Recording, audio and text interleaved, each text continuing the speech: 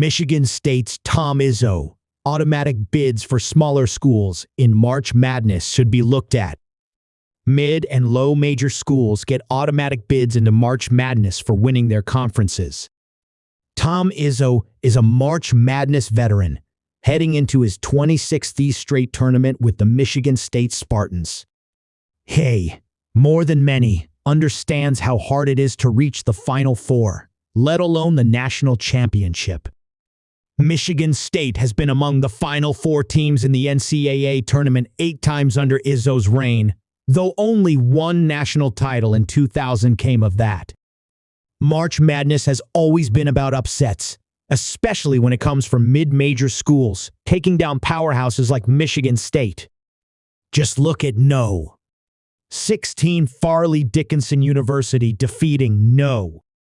1 Purdue this time last year. But, while speaking with reporters on Wednesday, Izzo said automatic bids for those mid and low majors, which comes from winning their respective conference tournaments, has got to be looked at seriously. While everybody likes the upsets in the first round, I'm not sure if that's true as it goes on, Izzo told ESPN. Izzo's statement is one that others in the college basketball realm agree with, including SEC Commissioner Greg Sankey. We are giving away highly competitive opportunities for automatic qualifiers from smaller leagues, and I think that pressure is going to rise as we have more competitive basketball leagues at the top end because of expansion, he said via ESPN. Rick Pitino, head coach of St. John's, one of the selection committee's main snubs this year, also noted wanting more former coaches and players on the committee moving forward. There have been discussions about expanding the NCAA college basketball tournament, which would make it harder for smaller schools to get into the 64-team bracket we're all used to filling out in March. The first 4 play-in games, which determine 2 No. 16 seeds and 2 No. 10 seeds each year, could feature even more competition. However, the argument against these automatic bids remaining for smaller schools is due to the upsets we've seen over the years. The tournament is truly anyone's game, and it goes well beyond what FDU did to Purdue last year. There was the iconic run of Loyola Chicago in 2018, reaching the Final Four as a No.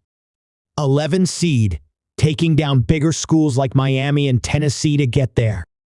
The University of Maryland, Baltimore County, better known as UMBC, shocked the world as a No. 16 seed when they took down No. 1 Virginia in the first round of the 2018 tournament as well.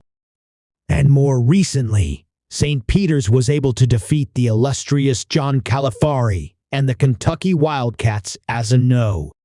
15 seed on their way to a tournament run that ended in the Elite Eight.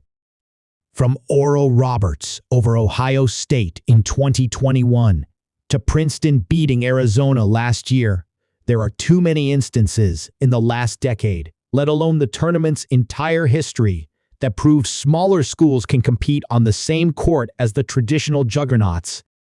While Izzo's comments were heard, his No. 9-seeded Spartans will take on No. 8 Mississippi State in the first round Thursday at 12:15 p.m. to kick off the West bracket.